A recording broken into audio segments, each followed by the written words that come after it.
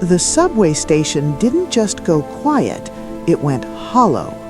I felt a tug on my coat, small, desperate, and persistent. I looked down into eyes that looked like they hadn't seen the sun in years. She didn't say anything, but her grip told me everything. Then, for the first time in 3 years, the ghost princess of Seoul opened her mouth. "Stay." "I'm not doing anything," I whispered, trying to keep my voice from shaking. "I'm just here." "Exactly," Kylo replied. He reached out, his leather-gloved hand hovering just inches from my face. "You are a variable I didn't account for. My daughter has chosen you as her anchor. That makes you the most valuable and the most targeted woman in Seoul." Kylo leaned down, his lips brushing my ear, his tone dropping into something dark and transactional. "I don't believe in coincidences. I believe in debts. You gave my daughter her voice back. In exchange, I'm giving you a choice. You can walk into that black sedan and become her guardian, living in a gilded cage where I can watch your every breath." He paused, a predatory smirk tugging at the corner of his mouth. "Or you can walk away and I'll spend the rest of my life wondering if you were sent by my enemies to find the one weakness I didn't know I had. And I think we both know how I handle uncertainties." He wasn't asking, he was claiming, and as Yuna's small hand slipped into mine, I knew I wasn't just going to his estate, I was becoming the heartbeat of the Han Syndicate.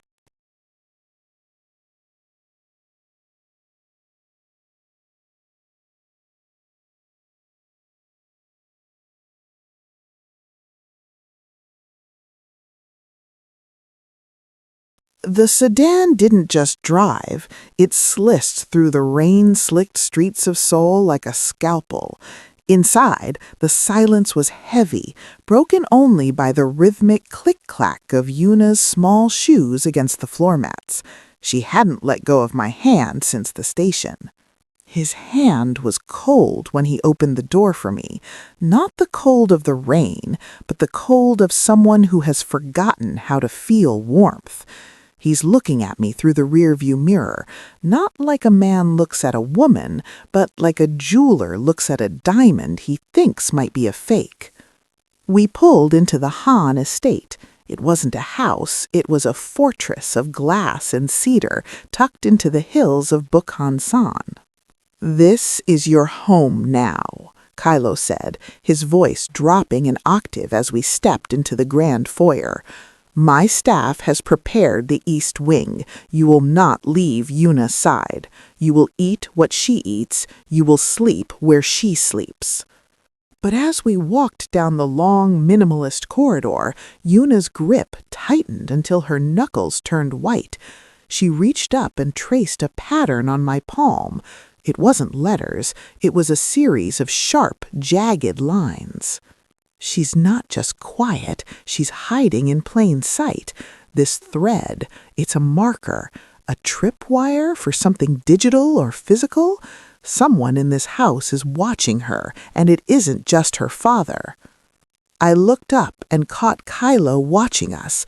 His eyes narrowed. He saw the interaction, but he didn't know the code. For a split second, I saw a flicker of something human in him, fear. Not for himself, but the realization that his fortress might actually be a cage. "Is there a problem, Vianne?"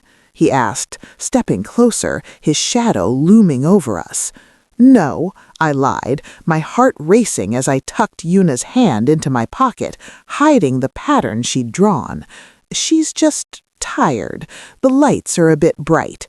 "The lights are exactly as they should be," he replied coldly. But as he turned to bark an order at a servant, I noticed something that chilled me to the bone.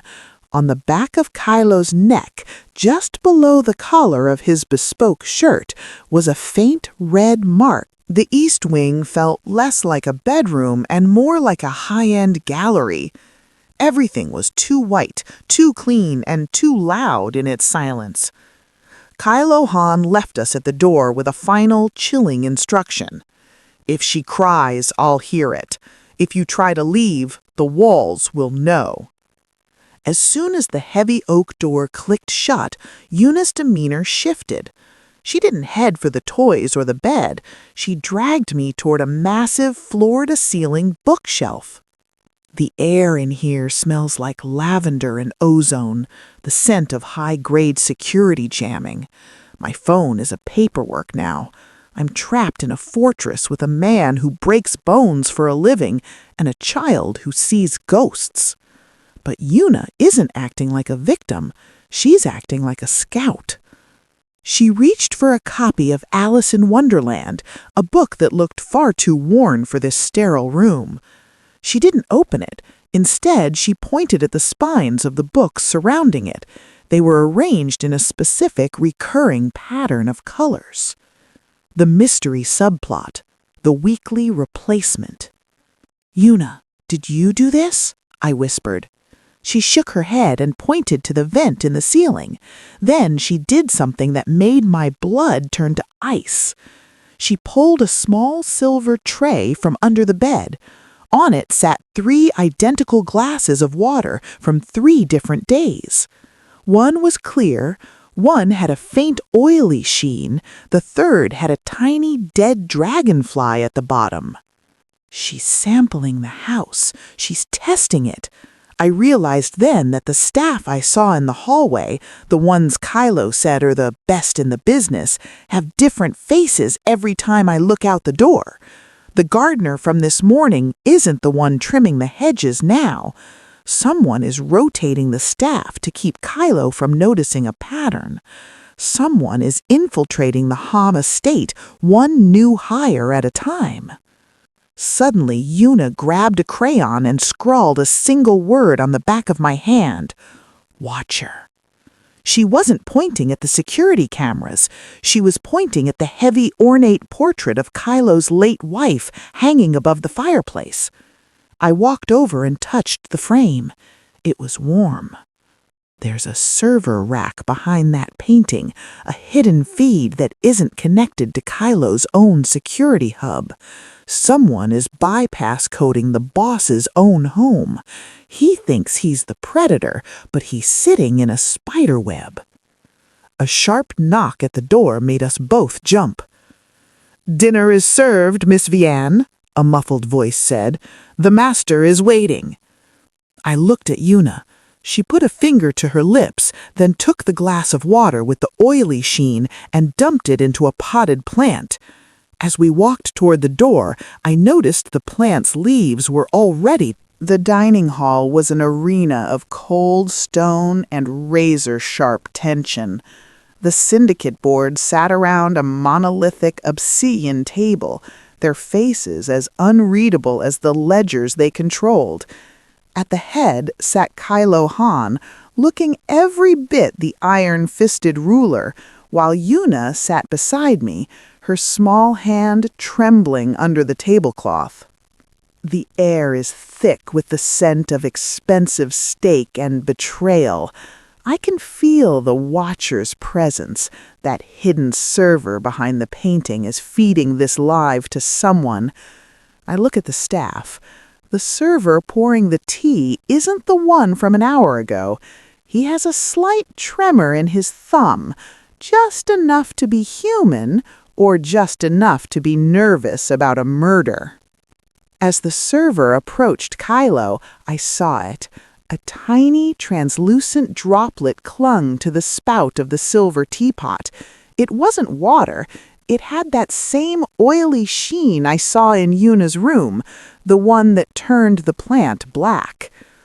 "A toast," the oldest board member said, raising his glass, "to the stability of the Han line." Kylo is reaching for the cup. In 5 seconds, the orphan gambit completes. If I scream, his guards will tackle me before the words leave my throat. If I do nothing, Yuna loses her father. I have to be the variable he didn't account for. I stood up abruptly, purposefully catching the edge of my silk sleeve on my own heavy wine glass. "Oh, I'm so sorry," I gasped, the red wine splashing across the white linen and directly toward Kylo's lap. It was a clumsy, outsider mistake. The board members sneered. Kylo's eyes flashed with annoyance as he instinctively shoved his chair back to avoid the stain. In that 1 second of distraction, the blind spot created by his own irritation, I reached out as if to help him with a napkin. My heart is a drum in my ears. Slide his cup left, slide my clean one right, keep the steam rising, don't look at the cameras. The swap was silent. I sat back down, clutching a damp napkin, my face flushed with embarrassment. Kylo settled back into his seat, his gaze lingering on me for a second too long. He knew the dining room was a massacre of tradition, but the garden was supposed to be a sanctuary. The air outside smelled of wet moss and the blooming cherry blossoms of Bucharest.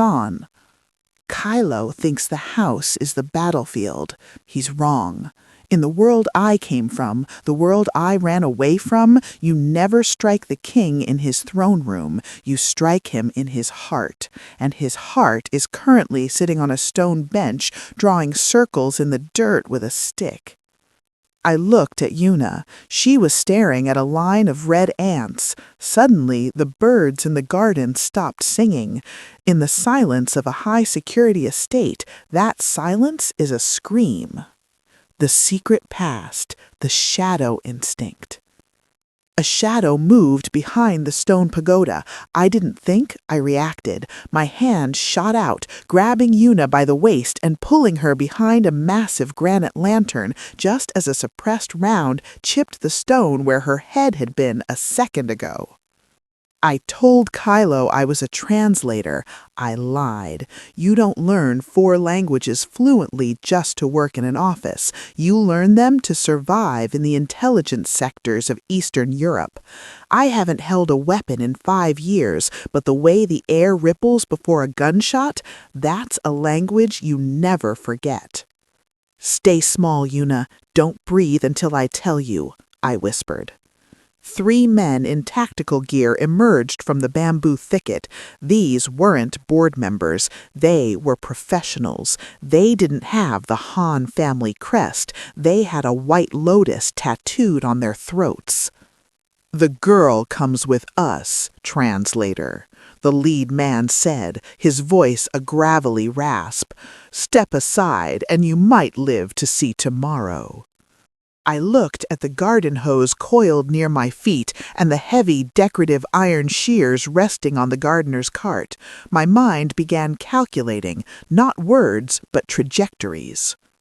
Kylo thinks he's the only one with a debt to pay, but I owe Yuna for finding me in that subway station. She gave me a reason to stop running. Now I'm going to give these men a reason to wish they had. I kicked the gardener. The safe house was a concrete needle overlooking the glowing, chaotic sprawl of Seoul. Below us, the Red Moon War had begun. Sirens wailed as the Syndicate Board's infrastructure was dismantled in a series of coordinated strikes. Inside, the only light came from the flickering monitors and the amber glow of a single street lamp hitting the rain-streaked glass. The adrenaline is fading, leaving a cold, hollow ache in its wake. I can feel him behind me. He isn't moving, but his presence is like a physical weight against my spine. I'm still holding the iron shears I took from the garden. My knuckles are bruised, and for the first time I'm not sure who I'm more afraid of, the men outside or the man in the room. Kylo Han stepped into the light. He had discarded his suit jacket, his white sleeves rolled up to reveal a jagged scar running down his forearm. He didn't look like a CEO anymore. He looked like the warlord he was. A translator doesn't know how to collapse a trachea with a single palm strike, Vianne. A translator doesn't talk to a mafia boss like he's a junior clerk. You didn't just save Yuna. You used a high-level extraction protocol. He walked toward me, stopping only when the tips of his Italian leather shoes touched my boots. He reached out, his fingers gripping my chin, forcing me to look up into the storm in his eyes. Who are you? And why was the most dangerous woman in the intelligence sector hiding in a subway station, waiting for my daughter to find her? The truth is a poison, Kylo. If I tell you, you won't just see a guardian, you'll see a ghost. I was a cleaner for the Bucharest Circle. I didn't translate books, Kylo. I translated death threats into reality. I ran because I realized that in our world, the only thing that grows is the body count. I didn't wait for Yuna. I was trying to disappear. But your daughter, she has a way of finding things that are lost. Kylo's grip didn't loosen, but his thumb traced the line of my jaw, a gesture that was half threat, half caress. The Bucharest Circle was wiped out 3 years ago, he murmured, his eyes searching mine. Everyone died. I'm the one who wiped them out, I replied. A heavy silence fell between us, punctuated only by the distant thud of an explosion in the Gangnam district.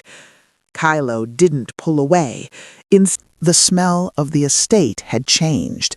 It no longer smelled of sterile lavender. It smelled of wet ash and ozone. We moved through the service tunnels, Kylo's hand on the small of my back, a guiding force that felt less like a command and more like a pact. Kylo's breathing is steady, but I can feel the tension radiating off him. He thinks he's ready to face his enemy, but the Watcher isn't just a spy. To bypass the biometric locks on the nursery, you don't need a hack. You need a heartbeat the system recognizes as family. We emerged behind the nursery's secret wall.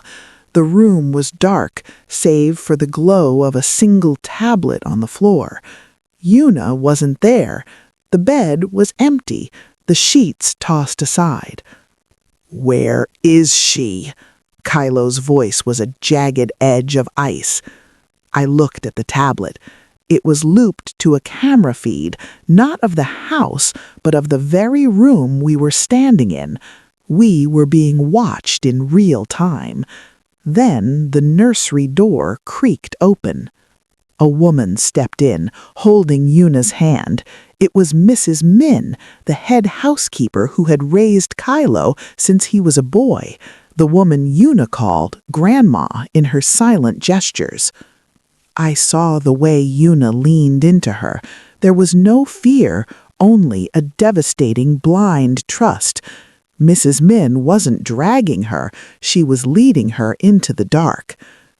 "I did everything for this family, Kylo," Mrs. Min said, her voice devoid of its usual warmth. She didn't look like a traitor, she looked like a martyr. "The council promised me Yuna would be raised far from this blood. They promised her a life of peace. By poisoning me?"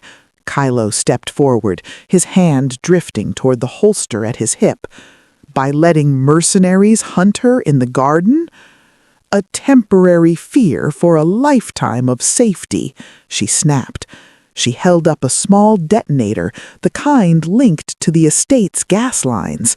"The Watcher isn't just a spy, Kylo.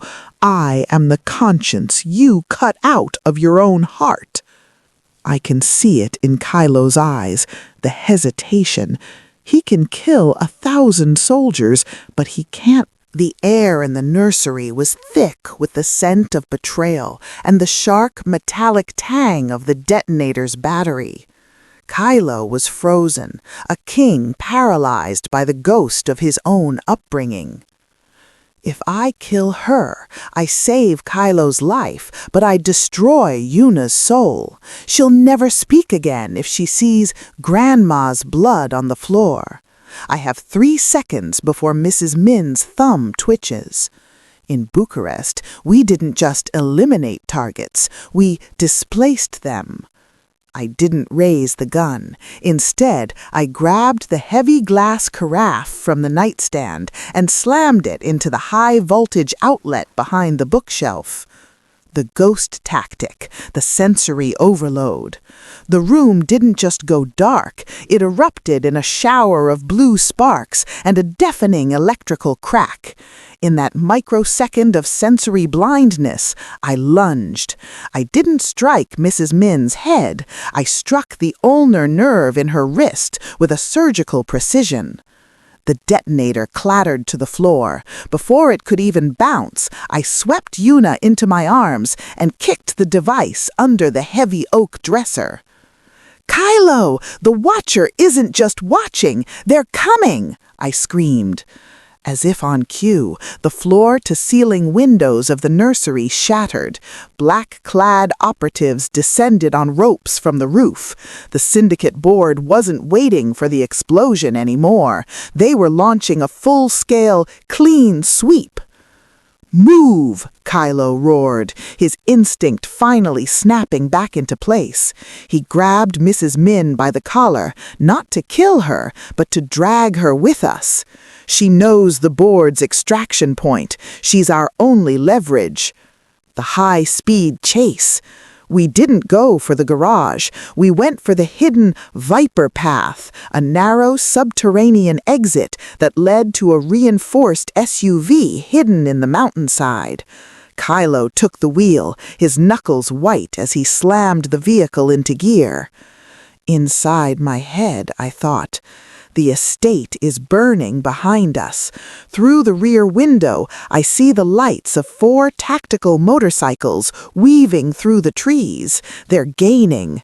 The board doesn't want the girl anymore. They want us all erased. "Vianne, the sunroof!" Kylo shouted, drifting the heavy SUV around a hairpin turn that sent The SUV didn't hit the water, it soared. The impact with the dock's edge sent a bone-jarring shudder through the frame as we plowed through a stack of rusted steel. Everything went white. The taste of copper in my mouth, the smell of leaking coolant and salt. My ears are ringing, but through the haze I hear the most terrifying sound in the world, the hollow metallic groan of the container we're pinned against, sliding into the harbor. Before I could breathe, the world tilted, the SUV groaned, slipping backward, and we were plunged into the icy grip of the Incheon harbor. The container didn't float, it began to drink the sea. "Vianne, get her out!" Kylo's voice was a desperate rasp. He was pinned by the steering column, the dark water already rising to his waist. I kicked the door open, the pressure of the water fighting me like a living thing. I grabbed Yuna, shoving her into the small air pocket at the top of the container. "Stay here! Don't move!" I screamed. But as I turned to help Kylo, a silhouette blocked the light from the surface. A man dropped from the dock above, landing on the roof of our sinking cage with the grace of a spider. It was the Lotus, the board's primary executioner. The duel in the deep. Kylo managed to wrench himself free just as the water hit his chest. He didn't swim for the surface, he lunged for the assassin. They collided in the churning, murky water, a brutal ballet of knives and desperate strikes. I can see them through the shattered windshield. Kylo is fighting for every second of our lives. But the container is tilting. The air pocket is shrinking. If I don't get Yuna out now, she won't drown. She'll be crushed. I looked at the locking mechanism of the container. It was jammed by the SUV's bumper. I reached for my belt, pulling out the small, high-density thermite charge I'd lifted from the garden hitmen. In Bucharest, we called this the last light. It burns at 4,000 degrees. It doesn't care about the water. It only cares about melting whatever it touches. I pressed the charge against the hinge. A blinding underwater sun erupted, hissing and bubbling. The metal turned to liquid. With a final agonizing heave, I kicked the door open. I grabbed Yuna and kicked toward the surface. As we broke the water, I saw Kylo. He was battered, his shirt shredded, standing on a floating pallet with the Lotus. He wasn't just... The glass tower of the Syndicate headquarters pierced the Seoul skyline like a jagged shard of ice. It was 3 a.m. The city below was a tapestry of neon, oblivious to the fact that the world was about to change. We didn't sneak in. We didn't use the service tunnels. Kylo said that if you're going to kill a god, you have to do it in front of his believers. I'm wearing a gown as dark as the harbor water we just climbed out of, and under the silk, I'm carrying the weight of a dozen Bucharest secrets. The elevator doors opened to the penthouse boardroom. The remaining members of the board sat frozen. They expected a funeral notice. Instead, they got a resurrection. Kylo walked to the head of the table, his hand resting on the hilt of a ceremonial blade he'd taken from the foyer. "You tried to orphan my daughter." Kylo's voice was a terrifying whisper that filled every corner of the room. "You tried to poison the blood that built this city." The chairman, a man who had grown fat on Han family profits, sneered. "You're a man without a home, Kylo. You have no guards, no estate, and no leverage." "He has me," I said, stepping out of his shadow. I laid a small black drive on the table. "This is the Watcher's log. It doesn't just contain your orders to Mrs. Min. It contains the bank account numbers of every offshore shell company you've used to bleed this syndicate dry for a decade." In the silence that followed, I saw the exact moment they realized they were already dead. They weren't looking at a translator or a nanny. They were looking at a cleaner who had just wiped their entire existence off the digital map. Kylo didn't look at them. He looked at me. In the middle of the carnage of his old life, he reached into his pocket and pulled out a ring. It wasn't an engagement ring. It was the obsidian viper, the signet of the syndicate leader. The Han line was built on a single pillar. That's why it almost fell. From today, the syndicate has two. One to rule the light, and one to master the shadows. He slid the ring onto my finger. It was heavy, cold, and perfect. Vianne is no longer an outsider. She is the co-ruler of this syndicate. Her word is my command. Her enemies are my prey. One by one, the board members bowed, not out of loyalty, but out of